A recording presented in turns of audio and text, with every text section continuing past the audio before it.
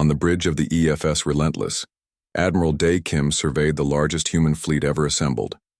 112 major vessels, supported by over 5,000 Hydra swarm ships.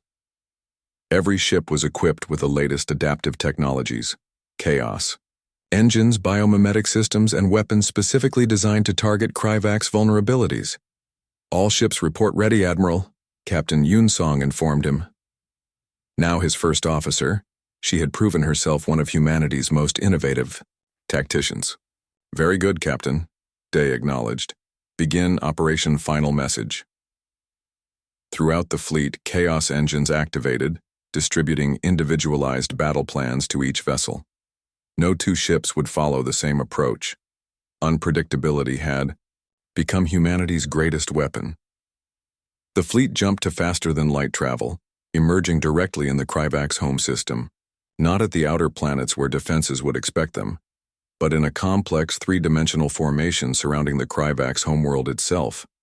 Immediately, the Dominion's defense grid activated, but the human vessels were already executing evasive patterns too chaotic for Kryvak's targeting systems to predict. Open a channel to the Dominion leadership, Dae ordered. Within moments, Supreme Overlord Zexathar's image appeared on the view screen. You violate Dominion space, the alien stated, though Dae detected uncertainty in its tone. You began this war, Dae replied calmly. We are ending it. Around the Kryvak's homeworld, human ships deployed a new weapon, quantum disruptors that interfered with the Dominion's communication networks without causing physical damage. Your defenses are neutralized, Dae continued. Your fleet is scattered across 17 systems pursuing phantom signals we planted. We could destroy your civilization now. The Kryvak's leader's plates clicked rapidly in what Dr. Kang had identified as extreme distress. Yet you do not attack, Zexthar observed. No, Dae agreed. We don't want your destruction. We want you to understand something fundamental about humanity.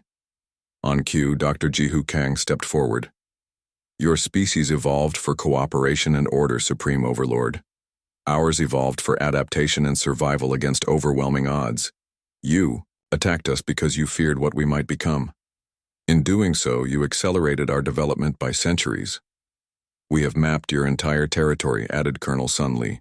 We understand your technology better than many of your own engineers. We know the locations of all 14 of your colony worlds. And we are choosing not to use that knowledge to harm you, Dae finished. That is the other thing you must understand about humans. We can be ruthless when threatened, but we prefer peace when given the choice. Zexthar was silent for several moments. The Dominion does not surrender. We're not asking for surrender, Dae replied. We're offering a partnership. Humanity has developed technologies in 18 months that your civilization hasn't conceived in 1,000 years. Imagine what we could accomplish together instead of in opposition. The quantum disruptors deactivated, restoring the Kryvak's defense systems. It was a calculated risk. The human fleet was now vulnerable if the Dominion chose to attack. You're giving us back our defensive capabilities, Zexthar observed. Why? To demonstrate trust, Dae explained. You need to understand that humans are not simply warriors. We're explorers, scientists, builders. We fought because we had to. We'll make peace because we choose to. The bridge fell silent as they awaited the Kryvak's response. Finally, Zexthar's plates clicked in a pattern Dr. Kang had never observed before. The Dominion acknowledges the unique capabilities of humanity, the alien leader stated carefully. We will consider your proposal of partnership rather than conflict.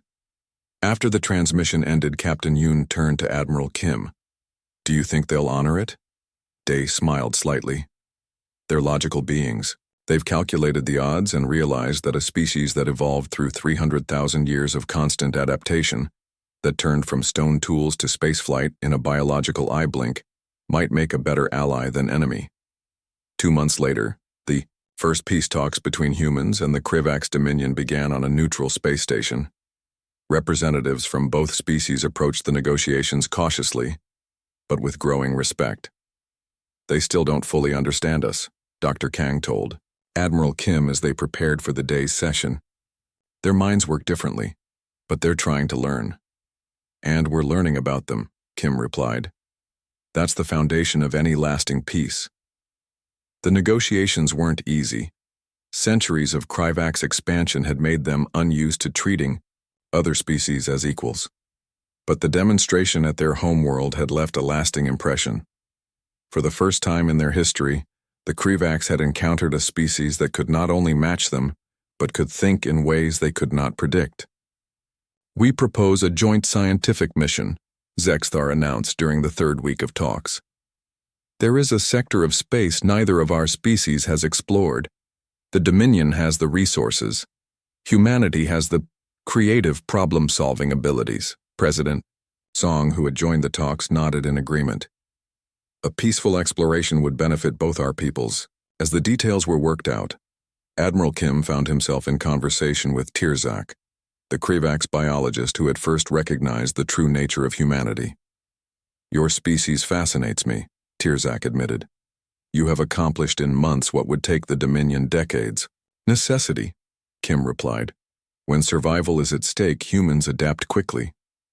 It is more than that, Tirzak observed. The Dominion has faced extinction before.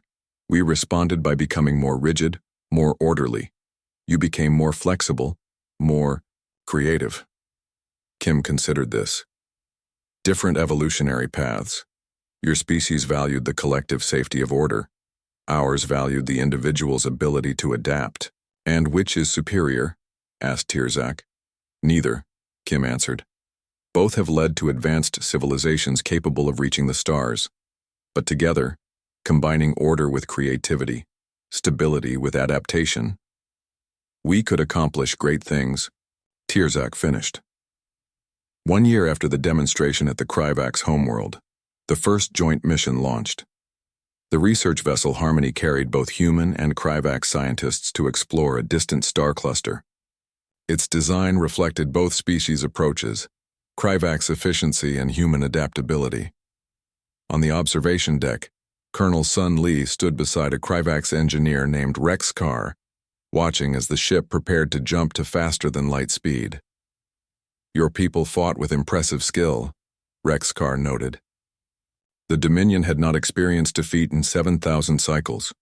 We had no choice, Sun replied. When threatened, humans fight to survive. And when not threatened? Sun smiled. We explore, we create, we build. That's the irony of evolution. The same adaptability that made us dangerous enemies can make us valuable friends. Rex Carr's plates clicked, and what Sun had learned was agreement. The Dominion's mistake was seeing only potential danger in humanity's rapid development. A natural response, Sun acknowledged. The unknown is often frightening.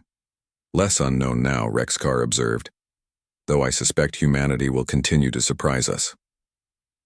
As the Harmony jumped into faster-than-light speed, Admiral Kim watched. From Earth Command. The war had cost both species dearly, but from that conflict had come a grudging respect and now, the beginning of cooperation. The Kryvaks had attacked humanity because they feared what humans might become. They hadn't understood that the same evolutionary forces that made humans dangerous when threatened also made them capable of remarkable growth and creativity when at peace. It was a lesson other species would eventually learn as humanity continued to expand into the galaxy. Humans weren't the strongest or most technologically advanced species, but 300,000 years of evolution had given them something perhaps more valuable: the ability to adapt, to turn disadvantages into strengths, to find creative solutions to seemingly impossible problems. And any species that failed to understand that did so at their own peril. The morning sun cast long shadows across the United Earth Defense Headquarters as Commander Taewon Park adjusted his formal uniform. Today marked humanity's first official meeting with the Malnori, an alien species that had arrived in Earth's orbit 3 weeks ago. Their massive ships hung in the sky like metal mountains, visible even during daylight. "Are you ready, Commander?" asked Captain Dakho, a young officer with bright eyes that had not yet seen real combat. "As ready as anyone can be to meet aliens who could destroy our planet," Taewon said with a small smile. He had served in the military for 25 years, but nothing in his training had prepared him for this. The meeting room buzzed with nervous energy. Earth's top military officials and political leaders sat around a large table waiting. Colonel Ji-un Song sat quietly in the corner, her weathered face showing no emotion. At 62 years old, she was the most decorated soldier in Earth's recent history, having led troops through the resource wars when nations fought desperately for the last oil and water. The doors slid open and the Malnori delegation entered. Taewon tried not to stare. The aliens stood nearly 8 feet tall with blue-gray skin that looked like polished stone. Their bodies were covered in natural armor plates, and their 4 eyes moved independently, scanning the room. They wore what appeared to be military uniforms with strange symbols that probably showed their rank. "Greetings, humans," said the lead alien in perfect English. "I am Supreme Commander Greltk of the Malnori Expansion Fleet. We appreciate your welcome." The Earth President stood and gave a formal welcome speech. After many diplomatic words were exchanged, the meeting moved to its real purpose, discussing the relationship between Earth and the vastly more powerful Malnori. "We have studied your civilization with great interest," Greltke said. "You have achieved much for such a young species." "Thank you," the president replied. "We are particularly proud of our rapid advancement in the last century." Greltk made a sound that might have been a laugh. "Rapid, perhaps by your standards. We achieved faster than light travel when your kind was still living in caves." An uncomfortable silence fell over the room. One of the other Malnori tapped on a device and a hologram appeared in the center of the table. It showed scenes from Earth's military history, ancient battles with swords and shields, World War II tanks rolling across Europe, modern soldiers in desert combat. "We find your military history most amusing," Greltk said. "You celebrate generals who took days to move troops across mere continents." Captain Dako's face reddened with anger, but he kept silent. "Tell us about your greatest military leaders," another Malnori asked with what seemed like genuine curiosity. Earth's defense minister began to speak about Alexander the Great, Julius Caesar, Genghis Khan, Napoleon, and more recent generals. As he spoke, the Malnori exchanged glances. Some made that strange laughing sound again. "Fascinating," said Greltk when the minister finished. "Your Alexander conquered what you call the known world, yet it was merely a small portion of one continent, and it took him years." Taewon noticed Colonel Ji-un's eyes narrow slightly. It was the only sign that the old soldier was affected by the alien's dismissive attitude. "Our military commanders," Greltk continued, "coordinate battles across multiple star systems simultaneously. Our newest officers train in combat simulations, where light speed lag requires making decisions based on information that is already hours or days old." He pointed to the hologram, which now showed tanks from various Earth armies. "You developed weapons that could fire projectiles a few miles. You celebrated this as a great achievement." The Malnori touched his wrist device, and the hologram changed, to show a Malnori ship firing a beam that split a moon in half. "This is our standard planetary defense system." The Earth officials sat in stunned silence. "May I ask a question?" Colonel Ji-un spoke for the first time, her voice calm and steady. Greltk turned all 4 eyes toward her. "Of course. Has the Malnori expansion fleet ever faced extinction? Has your species ever fought when defeat meant the end of everything you know?" The alien commander seemed taken aback. "No. Our technological superiority has prevented such scenarios." Ji-un nodded slowly. "I see. Colonel Song led our forces during the resource wars," the defense minister explained. "When water and oil became scarce, nations turned on each other. Millions died." "Ah, yes, we read about this conflict. You fought over access to basic materials," another Malnori said. "Most developing species go through such phases." "It wasn't just about resources," Ji-un said quietly. "It was about survival. When humans face extinction, we fight differently." "A fascinating psychological observation," Greltk said dismissively. "Now, to the purpose of our visit. The Malnori Protectorate offers guidance to developing worlds. We would invite Earth to join under our protection. And if we prefer independence?" the president asked carefully. Greltke's upper eyes blinked slowly. Independence is, of course, your right. However, this region of space contains many aggressive species. Without protection, Earth would be vulnerable. The threat was clear despite the diplomatic words. We will need time to consider your offer, the president said. Of course, we will return in one of your months for your answer. Greltike stood, towering over the humans. Study our proposal carefully. The benefits of joining the Protectorate are considerable. As the aliens left the room, tension remained thick in the air. The Earth officials began talking all at once about the implied threat and how to respond. In the corner, Colonel Ji-eun remained seated, her eyes distant as if seeing something no one else could. Tae-won approached her. Colonel, what do you think we should do? Ji-eun looked up at him, her eyes sharp and clear. We prepare. For war? Against that level of technology? You saw what their weapons can do. I saw a species that has never faced real adversity, she said. They've never fought when losing meant extinction. They've never been desperate. And we have. Many times throughout our history. Ji-eun stood slowly, her old joints creaking, slightly. Humans have one advantage they don't understand. What's that? We know how to lose. We've faced defeat, extinction, and hopeless odds countless times, and we're still here. She looked toward the door where the aliens had exited. They've never faced an enemy with nothing left to lose. As they walked out, Dako joined them, still angry about the aliens' disrespect. They mock our greatest leaders, our military history, he said bitterly. They think their technology makes them superior warriors. Ji-eun placed a hand on the young captain's shoulder. They've never truly understood what makes Earth's military legends special. It was never about the weapons or the tactics. What was it about then? Tae-won asked.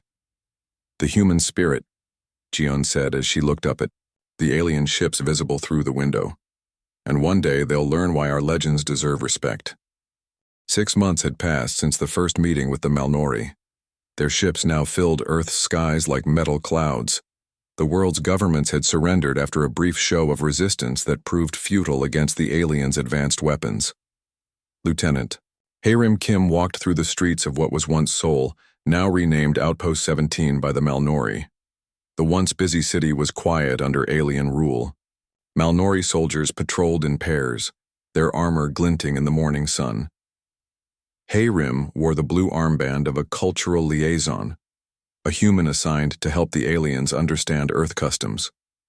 In reality, she was gathering information for the resistance that was slowly forming in the shadows. Colonel Ji-eun-song had disappeared from official records but was building a network of soldiers and officers from around the world. Lieutenant Kim, good morning, called a voice that was not human.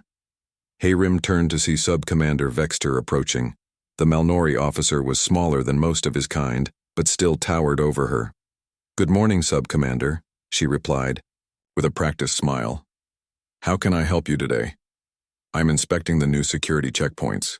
You will join me to explain local movement patterns. Hae-rim nodded and fell into step beside the alien. This was a perfect chance to learn about the new security measures. They walked to a major intersection where Malnori soldiers were setting up scanning equipment. Your species fascinates us, Vexter said as they watched the soldiers work. You built empires with stone tools and conquered continents with black powder weapons. Such determination despite such limitations. Necessity breeds innovation, Hae-rim replied carefully. Indeed, yet you cling to outdated concepts. Guerrilla warfare, asymmetric tactics, psychological operations. The alien's upper eyes blinked and what she had learned meant amusement. Our neural networks analyzed all your military doctrines in milliseconds and found them quite quaint. Perhaps there is value in old ways of thinking, she suggested. Perhaps in cultural matters, but not in warfare. The Malnori have perfected combat through technology. Our battle computers process millions of scenarios per second. Our weapons strike with perfect accuracy. Your greatest generals would be like children playing war games compared to our basic officers. Hae-rim bit her tongue to keep from responding with anger. Instead, she asked, Is that why you keep increasing security? If our resistance is so primitive, why worry? Vexter's eyes, Narrowed. We do not worry. We are efficient. Small problems are eliminated before they grow larger. Speaking of efficiency, tell me about this area. Why do humans gather here? She explained about the former shopping district, while secretly noting the placement of the security scanners. This information would be valuable to the resistance. Later, that night, in a small apartment with the windows covered, Hayrim activated a secure communication device hidden inside an old radio. After several minutes of encryption protocols, she connected to the resistance network. Report, came a familiar voice. Colonel Ji-un Song was alive. New scanners at major intersections in Seoul, Hayrim said quickly. They detect energy signatures and metal, range approximately 20 meters. Good work. Can they be avoided? Yes. They scan at regular intervals with a 3-second gap between sweeps. Also, the Malnori are creatures of habit. Their patrols follow perfect timing. Too perfect. Ji-un was silent for a moment.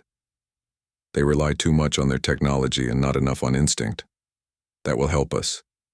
Anything else? They're overconfident. They believe their battle computers make them superior tacticians. Machines can calculate odds but cannot understand desperation, Ji-un said. Continue your work, Lieutenant. Stay safe. The communication ended, and Hayrim carefully hid the device again. Outside, a Malnori patrol walked past her window, right on schedule. Thousands of miles away in a hidden mountain base, Colonel Ji-un Song studied a basic world map. Small lights marked resistance cells forming across the globe. Next to her stood Commander Taewon Park, who had escaped when the aliens took control of Earth's military installations. Hayrim's report confirms what others are saying, Taewon said. The Malnori are predictable. They follow the same patterns every day. They've never needed to be unpredictable, Ji-un replied. Their technology has always given them the advantage. Captain Dakho entered the room, now bearing a scar across his face from fighting during the initial invasion. Supply report, Colonel. We've gathered weapons from military bases in the mountains. Not much compared to Malnori firepower, but better than nothing. We don't need to match their firepower, Ji-un said. We need to make them fight a kind of war they don't understand. She looked at the dozen officers gathered in the room, veterans from armies around the world who had escaped capture. The Malnori believe they are superior because they have never truly been tested, she continued. They mock our military legends because they have no legends of their own. They've never needed a Leonidas at Thermopylae, a Napoleon outnumbered, or fighters at the chosen reservoir. What's our strategy, Colonel? Asked a former Russian commander. Not direct confrontation. Not yet. Ji-un pointed to the map. First, we study them. Every patrol pattern, every response to incidents, every communication protocol. We need to understand how they think. And then? Dakho asked. Then we teach them why Earth's military legends are not just stories. They're warnings. Over the next several weeks, resistance cells worldwide began small operations, not to win battles but to study how the Malnori fought.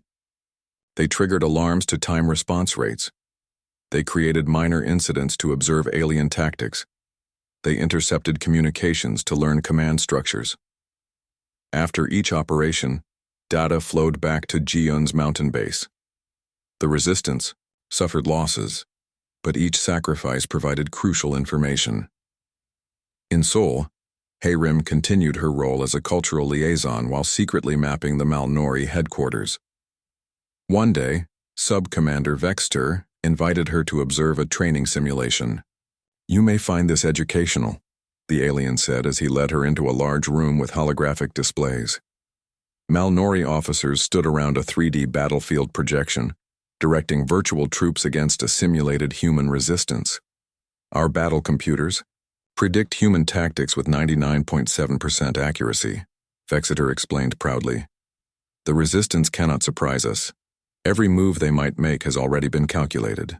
Hayrim watched as the simulation showed Malnori forces crushing human fighters with perfect efficiency. Impressive, she said, hiding her true thoughts. This is why resistance is futile. Your Colonel Song, who we know leads the humans despite your government's denial, cannot hope to achieve victory. Her tactics are in our database. Her thinking is predictable to our systems. You've studied her military record? Thoroughly. A capable human officer, but no match for Malnori battle technology. That night, Hiram transmitted an urgent message to the resistance. They believe they know how Colonel Song thinks. They've programmed their computers to predict her strategies. In the mountain base, Jiun received the message and smiled for the first time in months.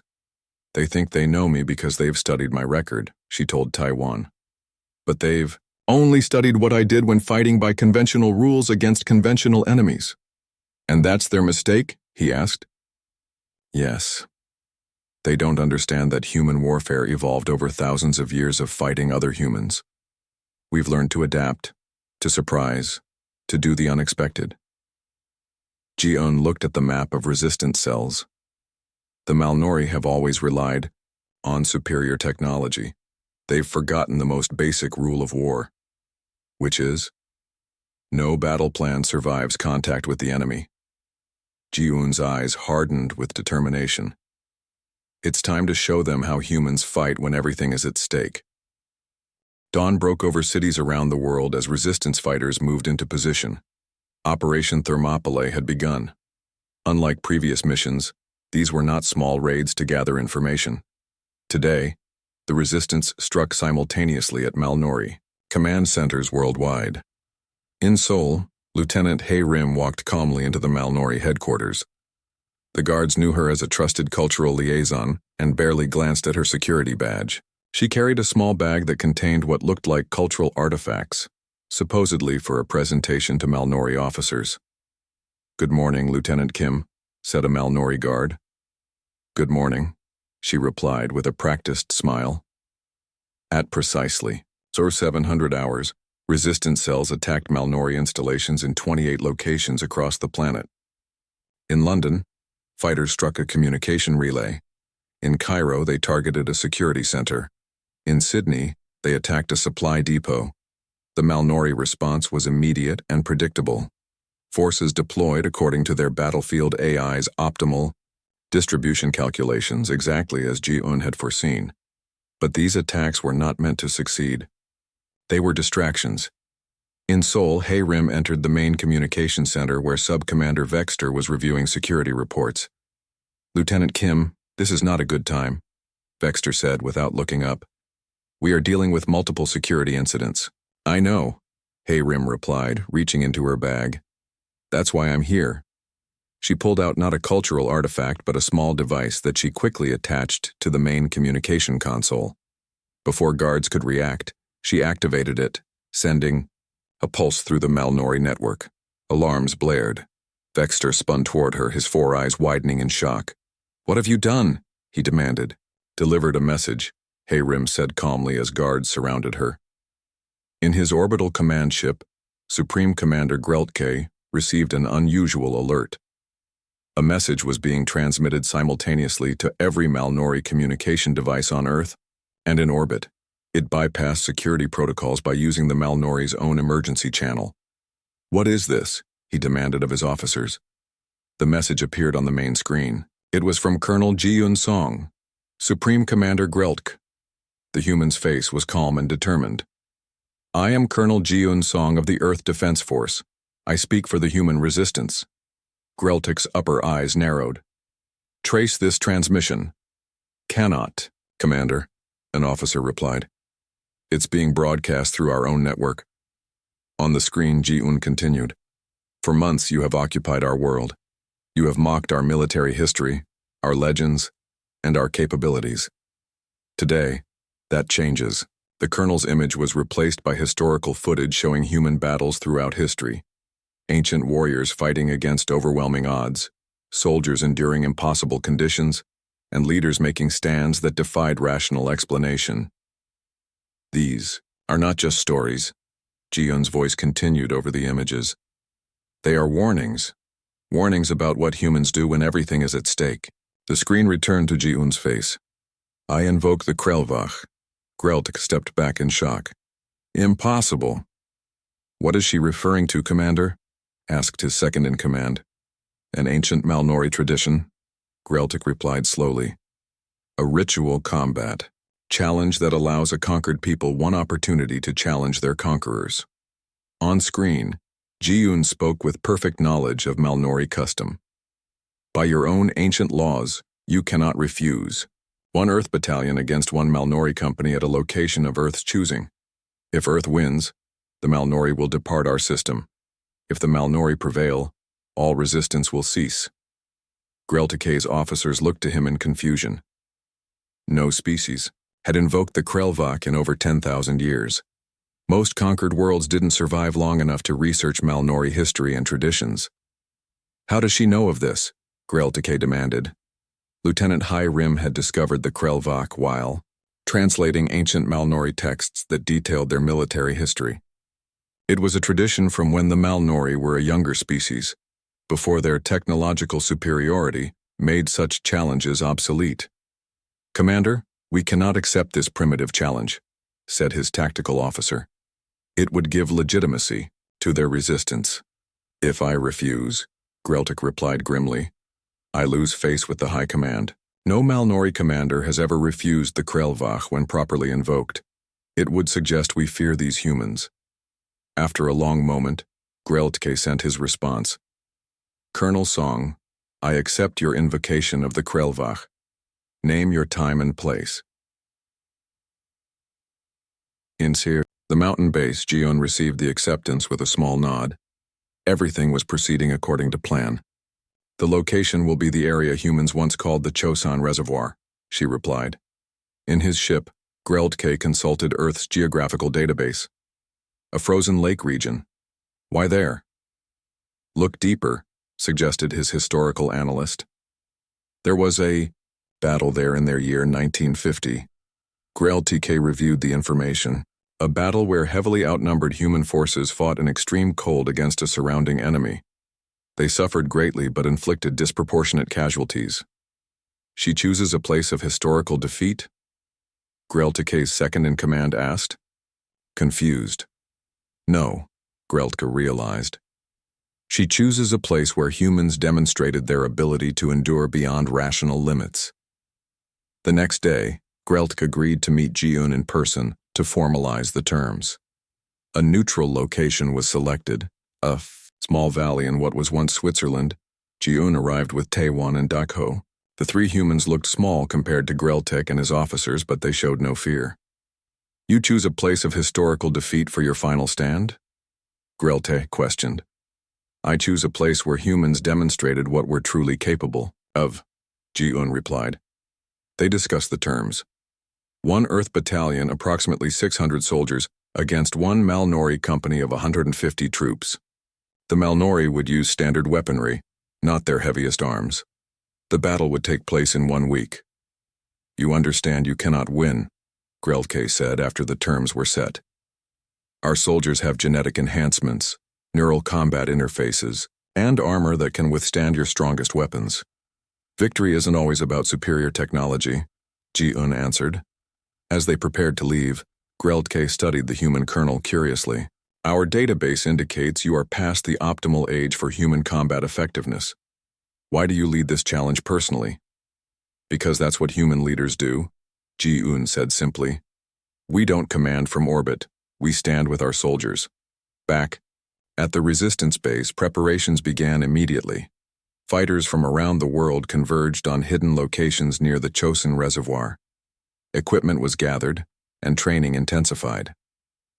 The Malnori will deploy their most elite unit, Taewon reported. Veterans of 100 planetary conquests. Good, Ji-yoon replied, surprising him. Veterans become comfortable with winning. They forget how to face true adversity. Dakho approached with a report on their weapons inventory.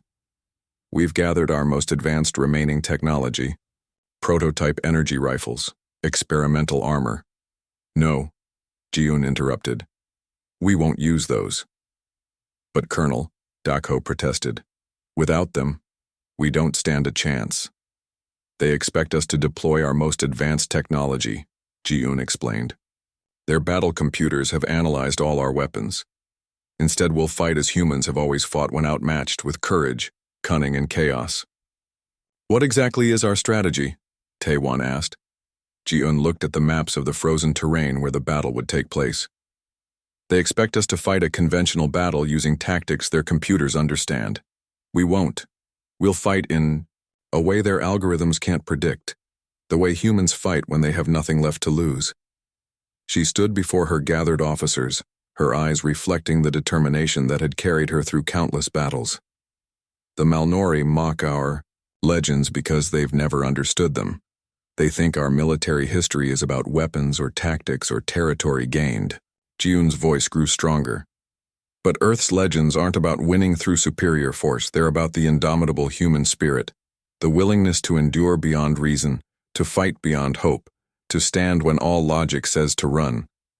In 1 week, she concluded, we'll show them why those legends survived for thousands of years, and why they should have been heeded as warnings. Snow fell heavily at the Chosin Reservoir as dawn broke on the day of battle. The temperature had dropped to 20 degrees below zero overnight, creating a white landscape under a steel-gray sky. The frozen lake was surrounded by rugged hills, where Chinese and American forces had fought nearly a century before. Colonel Ji-un Song stood on a ridge, watching as her battalion took positions across the valley floor and surrounding hills. 600 humans against 150 Malnori. The odds seemed favorable in numbers, but Ji-un knew better. Each Malnori soldier was worth 10 humans in terms of strength, armor, and weaponry. Commander Taiwan approached, his breath forming clouds in the frigid air. The Malnori have landed. They're deploying in standard formation just as expected. And our forces? Ji-un asked. In position. Everyone knows their role. Ji-un nodded and looked at the simple weapons her soldiers carried. No energy rifles or experimental technology. Just basic firearms, explosives, and handheld weapons. The kind of tools humans had used in warfare for generations. Through binoculars, she watched the Malnori emerge from their landing craft. Their armor gleamed even in the dim morning light. Energy shields hummed around them, creating a slight blue glow. Their plasma weapons charged with a high-pitched whine that carried across the frozen landscape. Supreme Commander Greltke led his troops personally. The Malnori formed perfect lines, their movements synchronized by their neural interfaces. Their battle computers would be calculating optimal positions, analyzing terrain, and predicting human tactics. They look confident, Dako said, joining. Ji-un on the ridge. Their battle computers give them a 99.8% probability of victory, Ji-un replied. Our strategy is being calculated as irrational and inefficient. Good. Dako smiled grimly. A Malnori officer approached under a flag of truce. Ji-un went down to meet him. Colonel Song, the officer said formally. Supreme Commander Greltke offers you one final opportunity to surrender honorably. Your battle plan has been analyzed. You cannot win. Thank your commander for his concern, Ji-un replied. But we will proceed with the Krelvach. The officer nodded. Very well. Combat begins when the sun crests that eastern ridge. As the officer returned to Malnori lines, Taiwan gave final instructions through secure communications. All units confirm readiness. One by one, team leaders reported in. Among them was Lieutenant Hei Rim, who had escaped after delivering her message and now led a special unit. She had intimate knowledge of Malnori tactics from her time as a liaison. The sun rose, casting long shadows across the snow. For a moment, everything was still. Then a signal flare shot into the sky, and the battle began. But not as the Malnori expected. Instead of forming defensive positions as the Malnori algorithms predicted, Ji-un's forces seemed to melt away into the snowy landscape. Small teams, scattered in all directions, some digging into snowbanks, others moving behind ridges. The Malnori advanced cautiously, their formation perfect, their sensors scanning for human heat signatures. Their battle computers attempted to track the dispersing humans but struggled to predict their seemingly random movements. They're not following any standard military doctrine, a Malnori officer reported to Greltke. Their movements appear chaotic. Adjust the predictive algorithms, Greltke ordered. They must be following some pattern. The battle began with confusion. Human snipers targeted Malnori communication officers rather than commanders. Small units appeared from nowhere to strike and vanish before reinforcements arrived. Traps and ambushes disrupted the aliens' perfect formations. By midday, the Malnori command structure was in disarray. Their superior technology became a hindrance in the blizzard conditions. Their tactical AI, faced with human unpredictability, began cycling through solutions too rapidly to implement. "Where is their commander?" Greltike demanded as his forces consolidated into a defensive position. Jion was everywhere and nowhere. She moved with different teams, adjusting tactics on the fly, communicating through simple signals rather than electronic devices that could be tracked. The humans were taking casualties, but far fewer than the Malnori battle computers had predicted, and the aliens were suffering losses they had not anticipated. Their neural interfaces are struggling with information overload, Hayrim reported after observing Malnori soldiers hesitating in combat. Their battle computers can't process our non-standard tactics fast enough. Now for Phase 2, Ji-Yun ordered. Across the battlefield, human fighters began using tactics from Earth's military history. Some formed a phalanx like ancient Greeks. Others used guerrilla strategies from jungles and deserts. Some charged directly into danger in ways the Malnori algorithms rejected as irrational. They're using primitive tactics from different eras. Simultaneously, a confused Malnori officer reported, the battle computers cannot establish a coherent response pattern. As afternoon approached, snowfall intensified. The temperature dropped further. Conditions that would have been challenging for humans in the best circumstances were now weaponized as part of Jion's strategy. The cold affects their energy shields, Dakho observed. The power fluctuates in extreme temperatures. Jion nodded, just as Lieutenant Hayrim discovered during her time in their headquarters. Another weakness their pride prevented them from sharing. The sun began to set, casting an orange glow across the blood-stained snow. The Malnori had consolidated into a tight defensive circle, a formation their battle computers identified as optimal when facing an unpredictable enemy.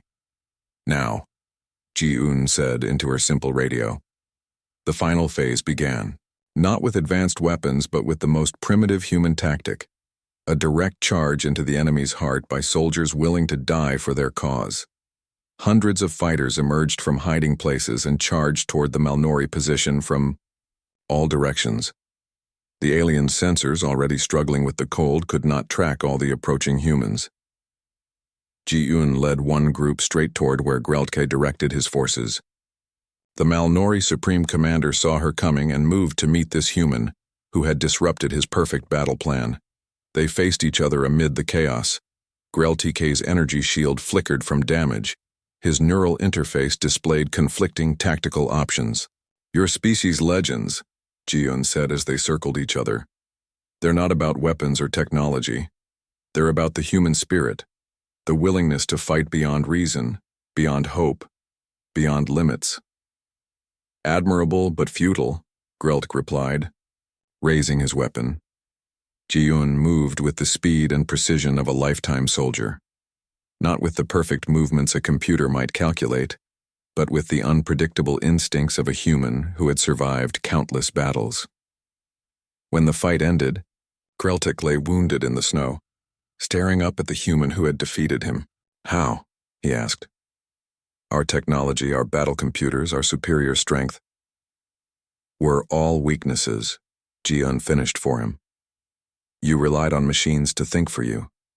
You forgot how to face the unexpected.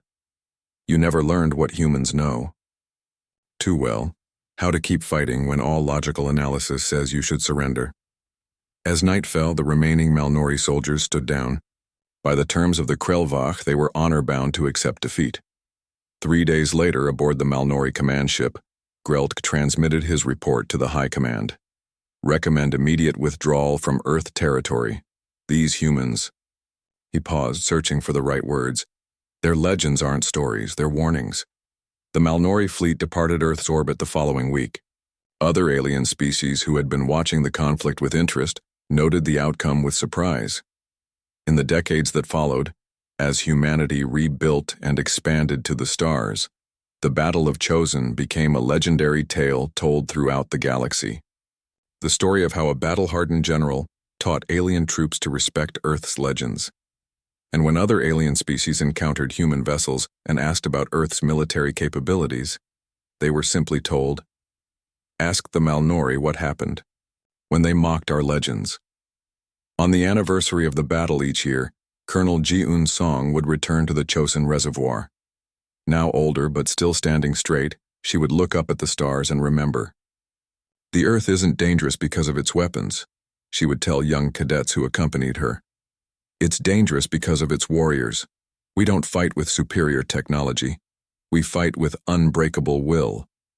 The lesson was never forgotten, by humans or aliens. Earth's legends had become a warning to the galaxy, a warning that some learned too late.